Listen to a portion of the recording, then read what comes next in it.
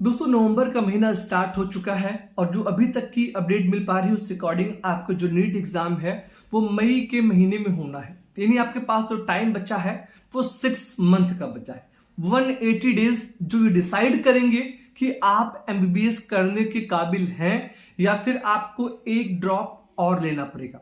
वो बच्चे जो एक बार नीट एग्जाम दे चुके हैं तो इनके लिए अब जो सिचुएशन है वो डू और डाई का है, यानी इनके लिए एक एक दिन काफी इंपॉर्टेंट है।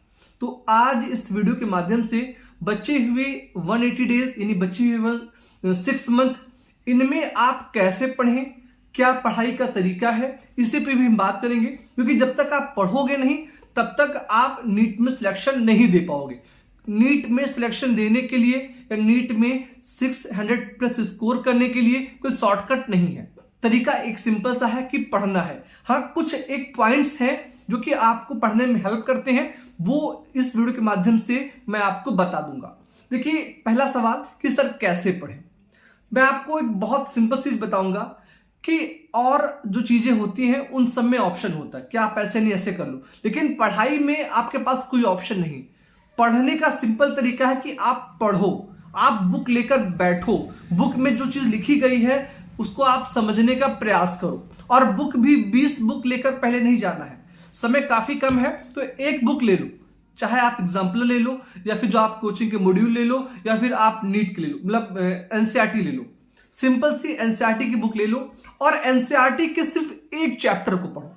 बच्चे क्या है कि वो पूरा पढ़ने की कोशिश करते हैं और फिर वहां वो कंफ्यूज होते हैं, डिमोटिवेट होते हैं। मेरा ये मानना है कि बड़े से बड़े लक्ष्य को अगर पाना है तो सबसे पहले हमें छोटे लक्ष्य को जो है पाना होगा। सेना जो बनती है वो कई सारे सैनिकों से बनती है। तो सबसे पहले आप फिजिक्स, केमिस्ट्री और बायोलॉजी तीनों के एक एक चैप्टर को ले लीजिए, उसकी लाइन बाय लाइन पढ़िए, उसको समझिए। और अगर कोई सवाल है तो उसके लिए आप यूट्यूब पे बहुत सी वीडियो लेक्चर्स अपलोड हो चुकी है, किसी भी लेक्चर को देख लीजिए और आप जो है उसके बाद नेक्स्ट स्टेप पे जाएं। नेक्स्ट स्टेप जब आप पढ़ लेंगे, एक बार पढ़ लिया फिर यूट्यूब लेक्चर देख लिया, सेकेंड टाइम आपने क्या करना है कि जो आपने पढ़ा है उसको आप अपनी लैंग्वेज में अपनी शॉर्ट नोट्स बनाते हैं, हैंडमेड नोट्स बनाते हैं, उस पर लिखना है ताकि जब आप रिवीजन करें तो वहां पर कोई कंफ्यूजन ना हो। ठीक है, नोट्स बन गई। थर्ड स्टेप पे आपको एनसीईआरटी के एग्जाम्पलर से नीट के जो क्वेश्चन है या एग्जाम्पलर के जो क्वेश्चन है या जो बोर्ड के क्वेश्चन है उन क्वेश्चन को सॉल्व करने हैं। ठीक है, कोशिश करिए कि एग्जाम्पल पूरा फिनिश हो जाए तो आप नीट के भी क्वेश्चंस जो चैप्टर वाइज आते हैं उनको सॉल्व करें। जब आपका एक चैप्टर कंप्लीट हो जाएगा, मुझे लगता है कि आपको एक चैप्टर पढ़ने में 1 वीक का टाइम लग सकता है। नॉर्मली अगर आप डेली 2 से 3 घंटे पढ़ेंगे आपको 1 वीक का टाइम लग जाएगा।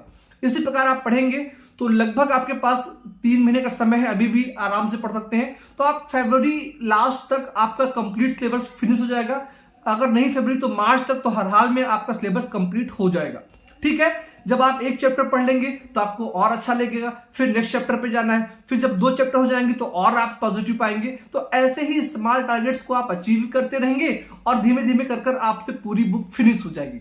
जब रिवीजन का टाइम आएगा मार्च अप्रैल में तो वहां पर जो है सिंपल सा प्रोग्राम होगा कि जो चीजें आपसे नहीं लग रही हैं, यदि आप क्वेश्चन लगा रहे हैं तो चीजें नहीं आ रही उसको पढ़िए। रिवीजन का मतलब ये नहीं होता कि आप पूरी बुक पढ़ो, रिवीजन का मतलब ये होता है कि जो टॉपिक आपको नहीं आते उनको रिवाइज कर लो।